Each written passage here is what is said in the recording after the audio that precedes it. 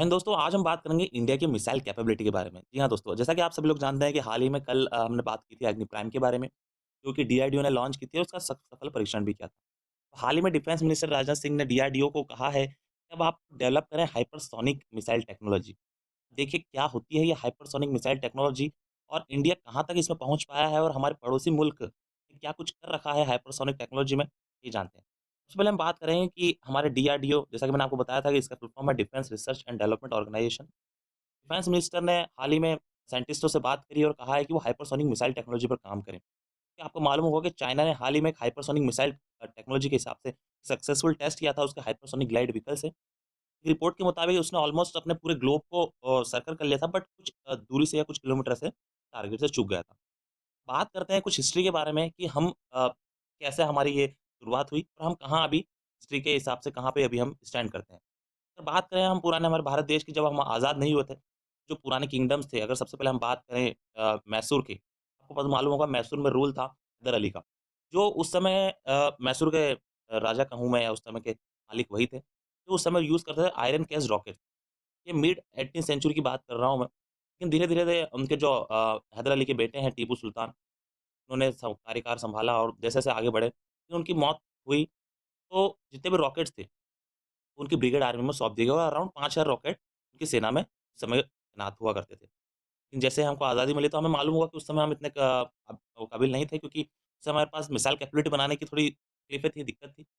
हमारी गवर्नमेंट ने 1958 में स्पेशल वेपन डेवलपमेंट टीम को बनाई। क्या बनाई? Special weapon development team. अब आपको मालूम होगा कि इसी को स्पेशल वेपन डेवलपमेंट टीम को फिर अलग नाम दिया गया और एक्सपांड कर दिया गया defence research and development laboratory. इसे नाम दिया गया डीआरडीएल। ठीक है? जो कि पहले तो दिल्ली में थी, लेकिन 1962 में इसे हैदराबाद लाया गया। कुछ वर्क किया गया, काम किया गया। 1972 में प्रोजेक्ट डेविल स्टार्ट किया गया। ये प्रोजेक्ट डेविल क्या था, आइए जानते हैं। सबसे पहले बात करूँ प्रोजेक्ट डेविल के बारे में, यहाँ पर medium range surface to surface missile को बनाने का काम की शुरुआत हुई। अलग-अलग इंफ्रास्ट्रक्चर हुए, टेस्टिंग हुई और इसी रूप में धीरे-धीरे जब डेवलपमेंट हुआ प्रोजेक्ट डेविल का, तो उसने नींव रखी आईजीएमडीपी प्रोग्राम की। आप बोलेंगे ये आईजीएमडीपी क्या है? तो मैं बता दूँ, integrated guided missile development programme की। 1982 तक आते-आते डीआरडीएल ने अलग-अलग टेक्नोलॉजी बनाई इस आईजीएमडीपी प्रोग्राम के तहत। बात करें हम आगे बढ़े तो भैया इंडिया के पास अभी हाल ही में इस तरह की मिसाइलें हैं। इससे हमने जानने का मौका मिला तो अलग-अलग अगर बात करें देशों की, इंडिया जो है हाल ही में यूएस, चाइना और रशिया के बाद 4th नंबर पर आता है मिसाइल टेक्नोलॉजी के बारे में। डीआरडीओ के चेयरमैन ने कहा है कि हाल ही में वो अलग-अलग वेरिएंट पर मिसाइल टेक्नोलॉजी पर वर्क कर रहे हैं। लेकिन हाल ही में जो उनके पास जो अभी है, तो एंटी टैंक गाइडेड मिसाइल, उसमें सबसे पहला नाम आता है नाग का, जो है फायर एंड फॉरगेट मिसाइल।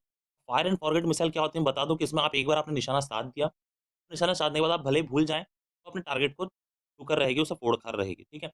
इसकी रेंज होती है तकरीबन 20 किलोमीटर और अभी कुछ समय पहले ही हेलिनाग टेस्टेड की गई थी, जो 2022 तक भी हमारी सेनाओं में हो जाएगी। इसके अलावा stand of anti tank missile है, इसे एसएएनटी का नाम दिया गया शॉर्ट फॉर्म।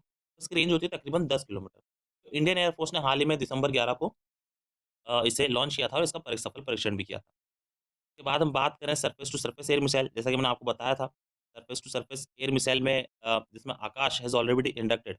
आकाश मिसाइल है, सरफेस टू सरफेस मिसाइल, वो आर्मी और एयर फोर्स में पहले से ही है। लेकिन अब आकाश 1 है, जो कि उसके हिसाब से कुछ चेंजेस किए जा रहे हैं और अभी कुछ सफल परीक्षण होना बाकी है।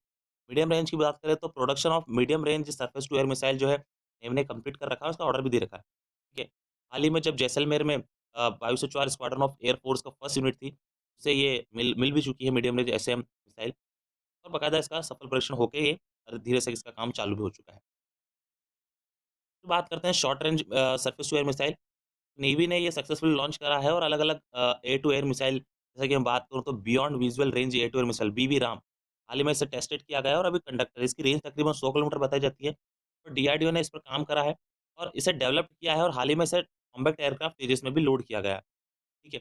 लॉन्ग रेंज अस्त्रा जो है, ठीक है, वो इनिशियल टेस्टेड भी किए गए हैं। तो इसके अंदर जो सॉलिड फ्यूल है वो रामजेट टेक्नोलॉजी द्वारा जो सॉलिड फ्यूल यूज़ होता है, तो इसकी स्पीड तो बढ़ाता है बढ़ाता है, प्लस साथ में जो अपने टारगेट तक पहुँचने का बहुत बढ़िया काम करता है।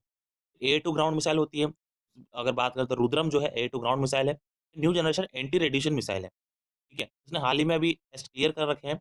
इसकी मैक्सिमम रेंज 200 किलोमीटर बताई जाती है। तो इसे सुखोई 30 एमकेआई फाइटर जेट से ही लास्ट टाइम से फाइट से छोड़ा गया था, टारगेट पर निशाना साधा गया था। बात करें दूसरी मिसाइल की तो क्या अब बात सवाल आता है कि इंडिया के पास कौन-कौन से मिसाइल सिस्टम है जो बहुत ही इम्पोर्टेंट है।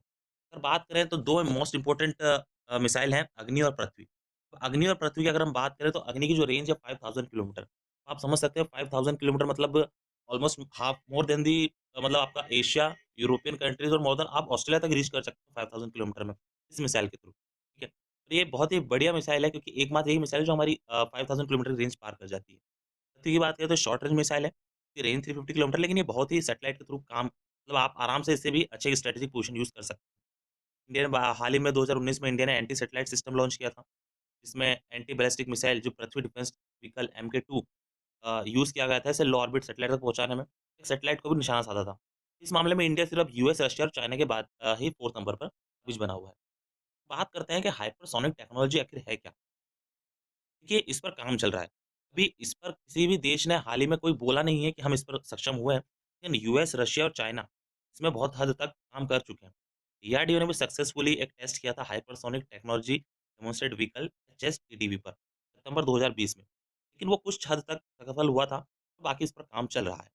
अगर बात करें रशिया की तो रशिया ही एकमात्र ऐसा देश है ऑल ओवर द वर्ल्ड में जिसने अपनी हाइपरसोनिक मिसाइल कैपेबिलिटी की काबिलियत को अंजाम दिया है।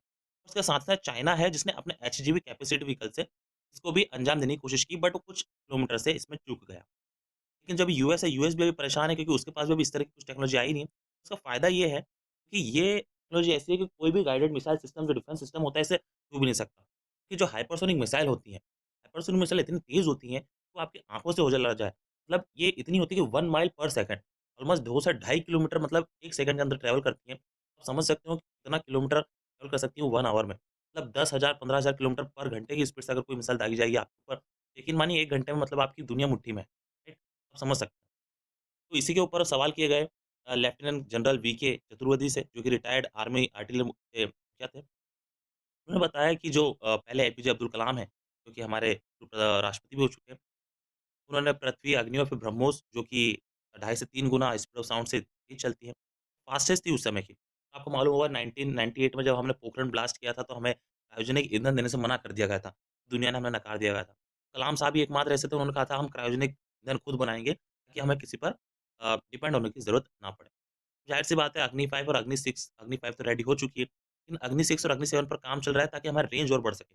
5,000 से किलोमीटर से हम और 7 या 8 या 10,000 किलोमीटर तक जा सकें। ठीक है। बात करें कि चाइना और पाकिस्तान हमारे पड़ोसी मुल्क जो हैं वो कहाँ तक स्टैंड करते हैं इस मामले में। चाइना की बात करूँ तो कोई शक की बात नहीं कि चाइना हमसे बहुत आगे है। ज़रूरी जी का मानना है कि चाइना इस मामले में बहुत आगे है और पेंटागन की रिपोर्ट के मुताबिक चाइना ने कुछ हद तक इन मिसाइलों को अपने मतलब बहुत हद तक, कुछ हद तक नहीं बहुत हद तक इस मिसाइल सिस्टम में वर्क किया है और वो बहुत अचीव करने वाला है। पाकिस्तान की बात करें तो पाकिस्तान के पास कुछ भी नहीं है। लेकिन हाँ, ये है कि चाइना उसे बाकायदा दे सकता है। क्योंकि चाइना ही एकमात्र ऐसा देश है जो पाकिस्तान को ये हाइपरसोनिक का डिफेंस सिस्टम सप्लाई करता है। अब हाइपरसोनिक मिसाइल ज़रूर होने के बाद भी चाइना कुछ नहीं कर सकता। तो उसे मालूम है कि अगर वो हमारे देश पर या कुछ करने की कोशिश करेगा, तो इंडिया के पास इंडिया की रेंज में अग्नि 5 मिसाइल है, जो कि ज़ाहिर-सी बात है उसके पूरे चाइना को कवर करती है। वो नहीं चाहेगा कि ऐसी कुछ हरकतें करे जिसके कारण ऐसा कुछ विश्व युद्ध या महायुद्ध जैसा अ, सिचुएशन खड़ी हो। ये थी कुछ छोटी-सी जानकारी इंडिया मिसाइल के सिस्टम के बारे में। उम्मीद है आपको पसंद आई होगी। पसंद आई तो लाइक करें, शेयर करें, सब्सक्राइब करें। मिलते हैं अगले वीडियो में। धन्यवाद।